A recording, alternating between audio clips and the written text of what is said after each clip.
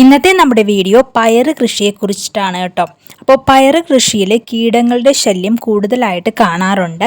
അപ്പോൾ കീടങ്ങളും രോഗങ്ങളും ഒന്നും ഇല്ലാതെ നല്ല രീതിയിൽ പയറ് വളർത്തിക്കൊണ്ട് വരാൻ സഹായിക്കുന്ന കുറച്ച് കാര്യങ്ങളാണ് നമ്മൾ ഇന്നത്തെ വീഡിയോയിൽ പറയുന്നത്. അതോടൊപ്പം പയറിൻ്റെ നല്ലൊരു വളർച്ചയ്ക്കായിട്ട് നമുക്ക് കൊടുക്കാൻ പറ്റുന്ന ഏറ്റവും നല്ലൊരു ജൈവ വളത്തെക്കുറിച്ചിട്ട് നമ്മൾ പറയുന്നുണ്ട്. ഇപ്പോൾ ഈ ഒരു പയറൊക്കെ കണ്ടില്ലേ, നമ്മൾ ഈ ഒരു വളം മാത്രമാണ് ഈ പയറിന് കൊടുക്കുന്നത്. അപ്പോൾ നല്ല രീതിയിൽ തന്നെ ഇതിൽ പയർ പിടിക്കുന്നുണ്ട്. വീഡിയോയിലേക്ക് പോകാം. അതിനു മുന്നേ നമ്മുടെ ചാനൽ ആദ്യമായിട്ട് കാണുന്ന ആരെങ്കിലും ഉണ്ടെങ്കിൽ ചാനൽ ഒന്ന് സബ്സ്ക്രൈബ് ചെയ്യാനും അതോടൊപ്പം തൊട്ടടുത്തുള്ള ബെല്ലൈക്കൺ ഒന്ന് എനേബിൾ ആക്കാനും മറക്കരുത്.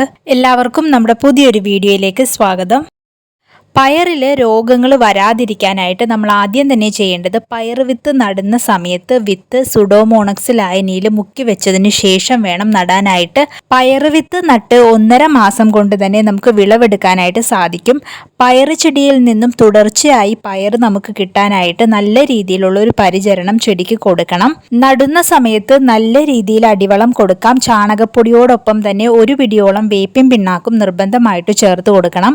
പയർ നട്ട് 4 ഇല പരുവമാവുമ്പോൾ തൊട്ട് 2 ആഴ്ചയിൽ ഒരിക്കൽ പച്ച ചാണകം വെള്ളത്തിൽ കലക്കി വെച്ചതിന് ശേഷം അതിൻ്റെ തെളി ഊറ്റി നമുക്ക് ഒഴിച്ചു കൊടുക്കാവുന്നതാണ്. അതുപോലെ തന്നെ 4 ആഴ്ച കൂടുമ്പോൾ ചാണകപ്പൊടിയോ കോഴിക്കാഷ്ടമോ അങ്ങനെ നമ്മുടെ കയ്യിലുള്ള ജൈവവളം എന്താണോ അത് നമുക്ക് ചുവട്ടിലായിട്ട് ചേർത്ത് കൊടുക്കാം. നന്നായിട്ട് ഉണങ്ങിപ്പൊടിഞ്ഞ ജൈവവളങ്ങൾ ചേർത്ത് കൊടുക്കുന്നതാണ് ഏറ്റവും നല്ലത്.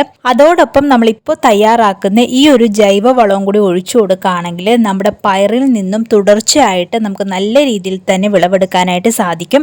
ഇത് പയർ ചെടിക്ക് മാത്രമല്ല കേട്ടോ, നമ്മുടെ എല്ലാ ചെടികൾക്കും ഉപയോഗിക്കാവുന്നതാണ്. നമ്മുടെ ചെടികൾക്ക് നല്ലൊരു വളർച്ചയുണ്ടാവാനും നല്ല രീതിയിൽ ഉൽപ്പാദനം കൂടാനും ഒക്കെ നമുക്ക് ഈ ഒരു വളം കൊടുക്കാവുന്നതാണ്. മറ്റുള്ള വളങ്ങൾ നമ്മൾ കൊടുത്തില്ലെങ്കിൽ പോലും ഈ ഒരു വളം നിർബന്ധമായിട്ട് നമ്മൾ ചെടികൾക്ക് കൊടുക്കണം. അപ്പോൾ ആ ഒരു വളം നമ്മൾ തയ്യാറാക്കാനായിട്ട് കഞ്ഞിവെള്ളമാണ് ഉപയോഗിക്കുന്നത്. നന്നായിട്ട് പുളിപ്പിച്ച കഞ്ഞിവെള്ളം. നന്നായിട്ട് പുളിച്ച ഈ കഞ്ഞിവെള്ളത്തിലേക്ക് 1 പിടിയോളം കപ്പലണ്ടി പിണ്ണാക്ക് ഞാൻ ചേർത്തിട്ടുണ്ട്. അതോടൊപ്പം തന്നെ 1 പിടിയോളം ചാണകപ്പൊടി കൂടി ചേർത്തിട്ടുണ്ട്. അപ്പോൾ ചാണകപ്പൊടി ചേർക്കണമെന്ന് നിർബന്ധമൊന്നുമില്ല, നമ്മുടെ കയ്യിൽ ഉണ്ടെങ്കിൽ നമുക്ക് ചേർത്ത് കൊടുക്കാവുന്നതാണ്. അപ്പോൾ ഇതെല്ലാം ചേർത്ത് നന്നായിട്ടൊന്ന് മിക്സ് ചെയ്തതിന് ശേഷം ഒരാഴ്ചയോളം നമ്മൾ അടച്ചു വെച്ചിരിക്കുന്നതാണിത്. ഇനി ഇത് എടുക്കുന്നതിന് മുൻപായിട്ട് നമുക്കിതിലേക്ക് 1 പിടിയോളം ചാരവും കൂടി ചേർത്ത് കൊടുക്കണം. അപ്പോൾ നമുക്കറിയാമല്ലോ, ചാരത്തിനകത്ത് ധാരാളം പൊട്ടാഷ് അടങ്ങിയിട്ടുണ്ട്. അപ്പോൾ അതുകൊണ്ട് തന്നെ നമ്മുടെ ചെടികൾ പൂക്കാനും കായ്ക്കാനും ഒക്കെ ഇത് ഏറെ സഹായിക്കും. അപ്പോൾ ചാരം ചേർത്ത് നന്നായിട്ട് ഇതൊന്ന് മിക്സ് ചെയ്തെടുക്കാം. ഇനി ചാരം ചേർത്തതിന് ശേഷം 1 ദിവസവും കൂടി വെച്ചിട്ട് നമുക്ക് അടുത്ത ദിവസം ഇത് ചെടികൾക്ക് ഒഴിച്ചു കൊടുക്കാവുന്നതാണ്. ചെടികൾക്ക് ഒഴിച്ചു കൊടുക്കുമ്പോൾ നമ്മൾ ഇതിലേക്ക് ഒരു 5 ഇരട്ടി വെള്ളവും കൂടി ചേർത്ത് നേർപ്പിച്ചതിന് ശേഷം ഒഴിച്ചു കൊടുക്കാം. ചെടിയുടെ ചുവട്ടിൽ കളകളൊക്കെ ഉണ്ടെങ്കിൽ അതെല്ലാം ഒന്ന് നീക്കം ചെയ്തതിന് ശേഷം ചുവടെല്ലാം ഒന്ന് ഇളക്കിയതിന് ശേഷം നമുക്ക് ഈ ഒരു വളം ചേർത്ത് കൊടുക്കാവുന്നതാണ്. ഇത് നമുക്ക് പയറിന് മാത്രമല്ല കേട്ടോ, നമ്മുടെ എല്ലാ ചെടികൾക്കും ഉപയോഗിക്കാം. നമ്മുടെ പൂച്ചെടികൾക്കാണെങ്കിലും ഫലവൃക്ഷങ്ങൾക്കാണെങ്കിലും ഒക്കെ നമുക്ക് ഒരേപോലെ ഉപയോഗിക്കാവുന്നതാണ്.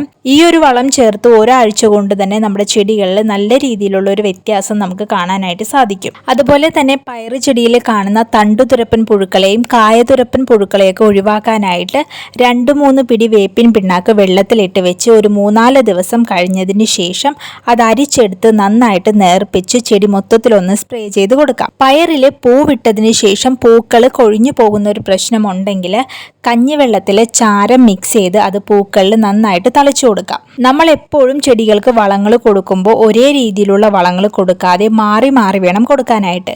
എങ്കിൽ മാത്രമേ എല്ലാ മൂലകങ്ങളിലും നമ്മുടെ ചെടികൾക്ക് ആവശ്യമായിട്ടുള്ള രീതിയിൽ കിട്ടുള്ളൂ. ഇന്നത്തെ വീഡിയോ നിങ്ങൾക്ക് എല്ലാവർക്കും ഉപകാരപ്രദമായെങ്കിൽ നമ്മുടെ ചാനൽ ഒന്ന് സബ്സ്ക്രൈബ് ചെയ്യാനും അതോടൊപ്പം ലൈക്ക് ചെയ്യാനും ഷെയർ ചെയ്യാനും മറക്കല്ലേ.